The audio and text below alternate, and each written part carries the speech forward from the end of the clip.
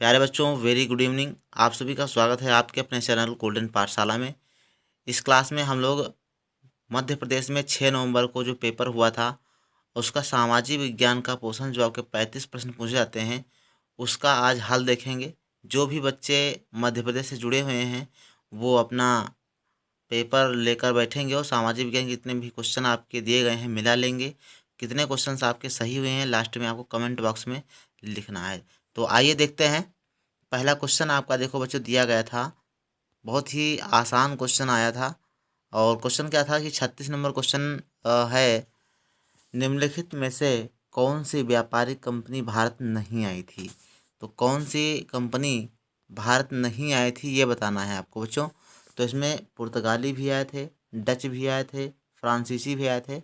America खुद उस समय इंग्लैंड का गुलाम था। ठीक, तो ध्यान रखिएगा ये डी ऑप्शन आपका राइट आंसर हो जाएगा। अमेरिकन कंपनी भारत नहीं आई थी। 36 नंबर में डी ऑप्शन था। नेक्स्ट प्रश्न देखो बच्चों दिया गया है कि सन 1813 ईस्वी में कौन सा एक्ट पारित किया गया था।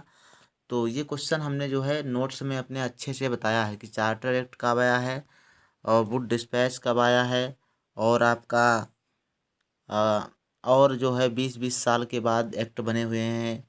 ठीक, वारेन हेस्टिंग्स द्वारा जो है आपका रेगुलेटिंग एक्ट आया था। ये सब हमने आपको बताया है, ऑलरेडी पढ़ाया हुआ है। तो आप लिस्ट में जाकर अच्छे से आप पढ़ सकते हैं। तो 1813 ईस्वी में चार्टर एक्ट आया था, इसमें आपका फर्स्ट ऑप्शन सही हो जाएगा। ठीक, तो और पिट्स इंडिया एक्ट की बात करें तो 1784 में आया था। और वहीं आपका रेगुलेटिंग एक्ट जो आया था वो आपका आया था 1773 ईस्वी में। और इधर सिविल सर्विस एक्ट ये आपका शायद 1892 में आया था। तो ये कंफर्म नहीं है, आप लोग देख सकते हैं। तो इस प्रकार से 37 नंबर क्वेश्चन हुआ। और नेक्स्ट प्रश्न आपका देखो बच्चों दिया गया कि 38 नंबर, 1857 ईस्वी के स्वतंत्रता संग्राम में निम्नलिखित में से किसने भाग नहीं लिया था। रानी लक्ष्मीबाई ये झांसी से थी। तात्या टोपे इनका नाम भी सुना होगा।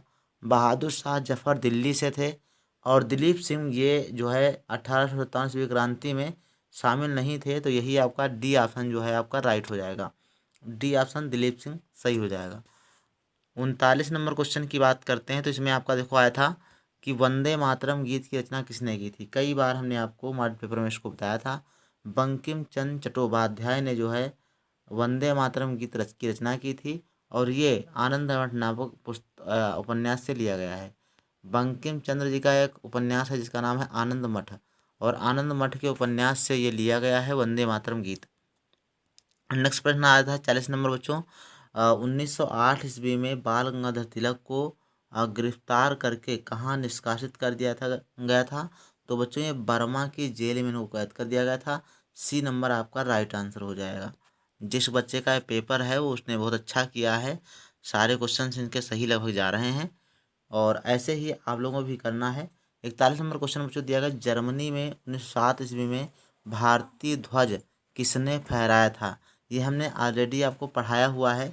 ये फर्स्ट ऑप्शन आपका सही हो जाएगा, श्रीमती भीकाजी कामा। ये राइट आंसर आपका यहाँ से हो जाएगा। नेक्स्ट प्रश्न आपका 41 के बाद 42 नंबर था बच्चों, जलियांवाला बाग हत्याकांड के समय पंजाब का लेफ्टिनेंट गवर्नर कौन था। ये बच्चों इसमें ये बच्चा जो है थोड़ा कंफ्यूज हो गया है। इसमें जनरल डायर आप सुने होंगे, जनरल डायर था, लेकिन ये आर डायर था कि ओ डायर था, ये कन्फ्यूजन होता है। तो बच्चों इसमें आपका राइट आंसर है जनरल आर डायर था। सी ऑप्शन राइट होता, इन्होंने डी लगाया इसलिए इनका ऑप्शन जो है गलत हो जाता है। सी ऑप्शन सही हो जाएगा। 42 नंबर का जनरल आर डायर ने जनरल आर डायर ने ही गोलियां चलवाई थी, इसलिए वो वहीं का क्या था, लेफ्टिनेंट गवर्नर था। 42 नंबर के बाद 43 नंबर क्वेश्चन पे आते हैं। तो इसमें क्वेश्चन पूछा गया था बच्चों, इंग्लैंड में कानून बनाकर भारतीय कपड़ों के आयात पर कब रोक लगाई थी। तो ये बच्चों आपका जो मध्य प्रदेश की एनसीईआरटी बुक दी गई है उसमें आपका 1700 ईस्वी दिया गया है। तो फर्स्ट ऑप्शन इसमें राइट हो जाएगा। नेक्स्ट प्रश्न आपका देखो दिया गया है बच्चों 44 नंबर, मोहंडम एंग्लो ओरिएंटल कॉलेज की स्थापना किसने की थी। तो इसमें बच्चों राइट आंसर आपका डी था, सर सैयद अहमद खान ने इसकी स्थापना की थी। मोहंडम एंग्लो ओरिएंटल कॉलेज की स्थापना। 44 के बाद 45 नंबर क्वेश्चन बच्चों पूछा गया है कि राजा राम मोहन राय द्वारा किस भाषा में समाचार पत्र प्रकाशित किए गए थे। तो ये बच्चों प्रश्न आपका जो है बंगला भाषा में हो जाएगा। ए ऑप्शन आपका राइट हो जाएगा। ठीक है, नेक्स्ट प्रश्न की बात करते हैं। 45 के बाद 46 नंबर क्वेश्चन बच्चों दिया गया है कि स्वराज मेरा जन्मसिद्ध अधिकार है और मैं इसे लेकर रहूँगा। ये सबको मालूम है, लोकमान्य तिलक जी ने ये कहा था। ठीक है, यानी बाल गंगाधर तिलक जी ने कहा था कि स्वराज मेरा जन्मसिद्ध अधिकार है और मैं इसे लेकर रहूँगा।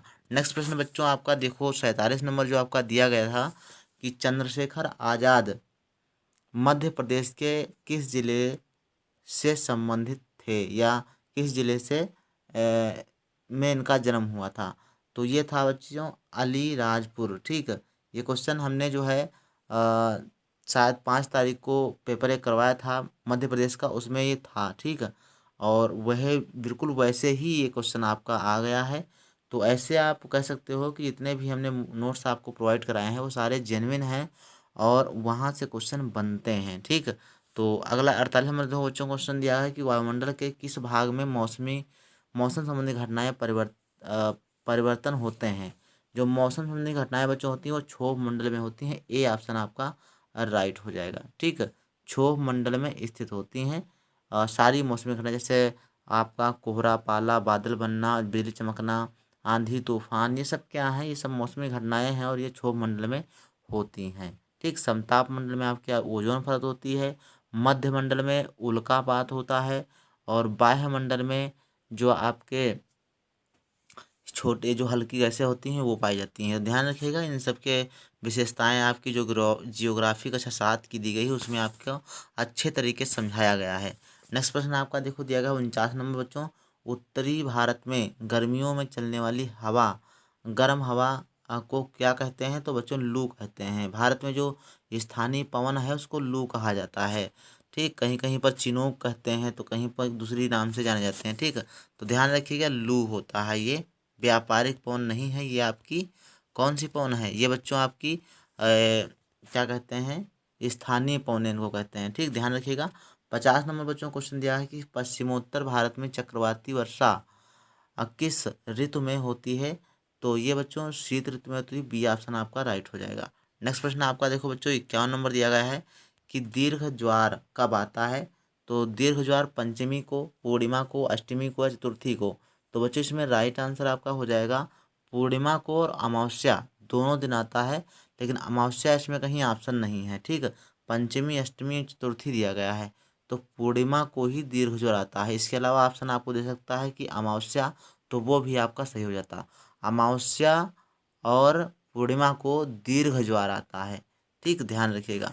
ज्वार मतलब होता है बच्चों मतलब जो है जो समुद्र की लहरें होती हैं वो जब लहरें आती हैं तो पानी दूर तक चला जाता है तो उसी को ज्वार कहते हैं, और वही जब पानी वापस आता है समुद्र की तरफ तो उसको भाटा कहते हैं। ठीक है, तो यही हो जाता है ज्वार भाटा।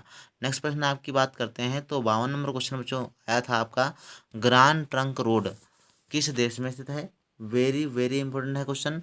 ये ग्रांड ट्रंक रोड जो है बच्चों भारत में स्थित है, ये श्रीलंका और इस जापान में नहीं है। क्योंकि ग्रांड ट्रंक रोड आप लोगों ने सुना होगा शेरशाह सूरी ने बनवाया था। शेरशाह सूरी ने ग्रांड ट्रंक रोड का बनवाया था, निर्माण करवाया था और ये भारत में स्थित है। नेक्स्ट प्रश्न देखो बच्चों 53 नंबर था कि किस प्रक्रिया द्वारा चट्टानों के टूटे पदार्थ अपने मूल स्थान पर संग्रहित होते हैं। ठीक, ये आपका दिया गया है तो इसमें आपका हो जाएगा बच्चों निक्षेपण। क्या हो जाएगा, निक्षेपण होता है, संग्रहण होते हैं, संग्रहित होते हैं, तो संग्रहित होने को निक्षेपण कहते हैं बच्चों। ठीक, डी ऑप्शन आपका इसमें राइट होगा। अपक्षय होता है किस प्रक्रिया द्वारा, ऐसी प्रक्रिया जिसके द्वारा चट्टानें अपने स्थानों पर टूट जाती हैं, तो टूटने की क्रिया अपक्षय कहलाती है और टूट करके एक स्थान से दूसरे स्थान तक जाने की क्रिया अपर्दन कहलाती है, परिवहन कहलाती है।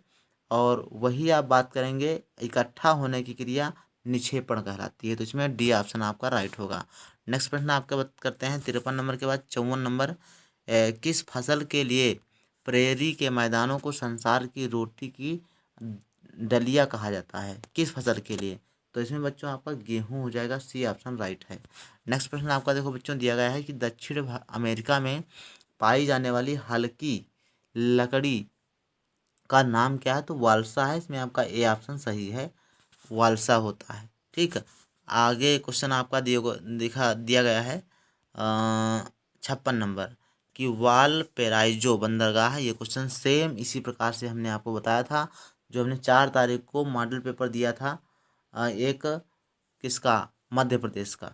तो उसमें आपका सेम क्वेश्चन इसी प्रकार से पूछा गया था और वही सेम क्वेश्चन आया है। तो ये चिली में बच्चों है, ए ऑप्शन इसमें सही हो जाएगा। अगला प्रश्न देखो आपको बच्चों दिया गया है कि ऑस्ट्रेलिया महाद्वीप के बीचों बीच से गुजरने वाली मुख्य अक्षांश रेखा कौन सी है, तो कर्क रेखा जो है वो बच्चों भारत में है, भूमध्य रेखा बीच में होती है और मकर रेखा जो है बच्चों वो आपकी दक्षिणी ध्रुव में है। ठीक है, तो ध्यान रखिएगा ये आपका सी ही ऑप्शन राइट हो जाएगा। ठीक है, मकर रेखा, और ये आपका डी ऑप्शन बच्चों हो जाएगा ग्रीनविच रेखा, तो ये देशांतर रेखा होती है। ठीक है, तो ये नहीं होगा, सी ऑप्शन आपका राइट हो जाएगा। 58 नंबर क्वेश्चन देखो बच्चों दिया गया है कि एल्युमिनियम किस धातु से प्राप्त किया जाता है, तो एल्युमिनियम जो होता है, एल्युमिनियम का एस क्या होता है, तो वो बच्चों होता है बॉक्साइट। ठीक है, तो एल्युमिनियम किस धातु से प्राप्त किया जाता है, तो बॉक्साइट से प्राप्त किया जाता है एल्युमिनियम।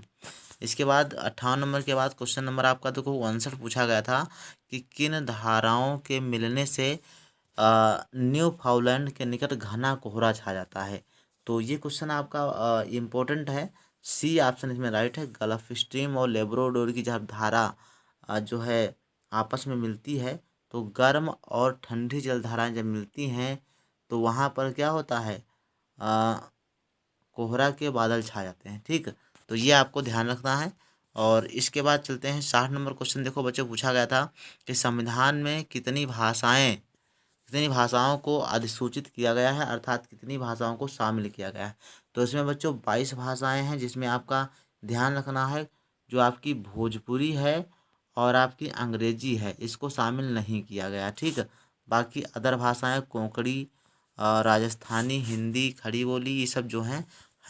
नेक्स्ट प्रश्न आपका देखो बच्चों दिया गया निशस्त्रीकरण क्यों आवश्यक है, तो ये बच्चों राइट आंसर इन्होंने लगाया है बच्चे ने, जिसका पेपर था विश्व शांति के लिए निशस्त्रीकरण आवश्यक होता है। ये ऑप्शन आपका राइट हो जाएगा। 62 नंबर बच्चों क्वेश्चन दिया गया था कि लोकतंत्र जनता के लिए और जनता के द्वारा शासन है, यह किसने कहा था बच्चों, ये प्रसिद्ध उक्ति है अब्राहम लिंकन की, तो ए ऑप्शन इसमें राइट हो जाएगा। और अब्राहम लिंकन अमेरिका के राष्ट्रपति थे। इसके अलावा क्वेश्चन नंबर देखो 63 नंबर क्वेश्चन पूछा गया था कि मौलिक अधिकारों में शामिल किया गया है, मौलिक अधिकारों में किसको शामिल किया गया है, तो 63 नंबर बच्चों ऑप्शन देखो कौन कौन से हैं, विदेश में बसने का अधिकार, विदेश में घूमने फिरने का अधिकार, तो विदेशों की बात नहीं करता हमारा मौलिक अधिकार देश में बात करता है। 6 से 14 वर्ष की आयु के बच्चों को निःशुल्क एवं अनिवार्य शिक्षा प्राप्त करने का अधिकार, यही आपका मौलिक अधिकार है। और ये अनुच्छेद 21 का में दिया गया है, कब 21 का या 21 फर्स्ट में आपका जो है दिया गया है ये अधिकार। संविधान का पालन करना ये तो सबके लिए होता है, लेकिन सी ऑप्शन मूल अधिकार होता है। ठीक है, 6 से 14 वर्ष तक के बच्चों को निःशुल्क और अनिवार्य शिक्षा प्रदान करना ये क्या है, मूल कर्तव्य है। 64 नंबर बच्चों क्वेश्चन था कि तारापुर परमाणु संयंत्र किस राज्य में स्थित है, मध्य प्रदेश, महाराष्ट्र, तमिलनाडु, कर्नाटक, तो हमने आपको पहले ही बताया था कि महाराष्ट्र में स्थित है तारापुर परमाणु ऊर्जा केंद्र, मध्य प्रदेश में कौन सा है, और तमिलनाडु में आपका कलपक्कम होता है, और कर्नाटक में आपका कर्नाटक में कैगा होता है। ठीक, ध्यान रखिएगा, कर्नाटक में कैगा परमाणु ऊर्जा केंद्र होता है। और उत्तर प्रदेश की बात करेंगे तो यहाँ पर आपका नरौरा परमाणु ऊर्जा केंद्र है। ठीक, तो अपने वहाँ का विशेष करके ध्यान रखिएगा। संयुक्त राष्ट्र संघ की स्थापना कब हुई थी बच्चों, तो ये 24 अक्टूबर 1945 को हुई थी। ये ऑप्शन आपका राइट हो जाएगा। नेक्स्ट प्रश्न बच्चों देखो दिया गया है 66 नंबर क्या आया था, 66 नंबर क्वेश्चन आया था बच्चों कि लोकसभा के कुल कितने सदस्यों की संख्या है, लोकसभा के कुल कितने सदस्य संख्या होती है, तो इसमें ऑप्शन आपका दिया गया 250, 230, 245 या 552। तो 552 इसमें राइट आंसर डी हो जाएगा। ठीक है, लोकसभा के कुल सदस्यों की संख्या कितनी है? तो 552 होती है। नेक्स्ट प्रश्न आपका देखो 67 नंबर बच्चों दिया गया था, विधानसभा का कार्यकाल होता है। विधानसभा का कार्यकाल पूछा जा रहा है। तो विधानसभा का कार्यकाल जो होता है बच्चों, ये होता है 5 वर्ष के लिए। और विधान परिषद की बात करेगा तो 6 वर्षों के लिए होता है। विधान परिषद और राज्यसभा दोनों एक जैसे काम करते हैं। राज्यसभा पूछा जाए या चाहे विधान परिषद पूछा जाए, दोनों राज्यसभा पूछा जाए चाहे आपका विधान परिषद पूछा जाए, दोनों के 6 वर्ष होते हैं। और लोकसभा हो और चाहे विधानसभा हो, वो आपका 5 वर्षों के लिए चुनी जाती है। ध्यान रखिएगा, इम्पोर्टेंट क्वेश्चन आपका क्वेश्चन था आपका। अगला क्वेश्चन देखो 68 नंबर पूछा गया था बच्चों कि उच्चतम न्यायालय के न्यायाधीशों की नियुक्ति आयु सीमा कितनी होती है। ठीक, लिखा है कि मुक्ति आयु सीमा अर्थात रिटायरमेंट कितने वर्षों में पाते हैं। तो उच्चतम न्यायालय जो होता है उसमें 65 वर्ष होता है। और जो आपका उच्च न्यायालय होता है, जो राज्य स्तर में हाई कोर्ट होते हैं, उसमें आपका 62 वर्ष होता है। ध्यान रखिएगा, दोनों चीज़ों में आप जब अंतर आप करके पढ़ेंगे तो अच्छे से आपको समझ में आएगा और गलत नहीं होगा सवाल। नेक्स्ट प्रश्न आपका देखो बच्चों दिया गया है कि राष्ट्रीय मानव अधिकार आयोग का गठन कब किया गया था। तो राइट आंसर इसमें लगा है 1993। ठीक है, ए ऑप्शन आपका राइट है।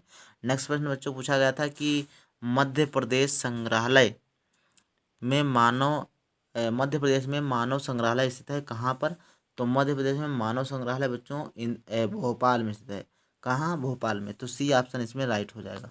तो इस प्रकार से हमने सामाजिक विज्ञान के 35 क्वेश्चन करा दिए और 35 क्वेश्चन में से कितने क्वेश्चन आपके सही हुए हैं एक बार सभी लोग कमेंट बॉक्स में ज़रूर लिखिएगा। और इस क्लास के बाद भूगोल की 35 प्रश्नों की जो है क्लास होने जा रही, तो उसको भी आप लोग ज़रूर देखिएगा। तो मिलते हैं फिर नेक्स्ट वीडियो में, तब तक के लिए धन्यवाद।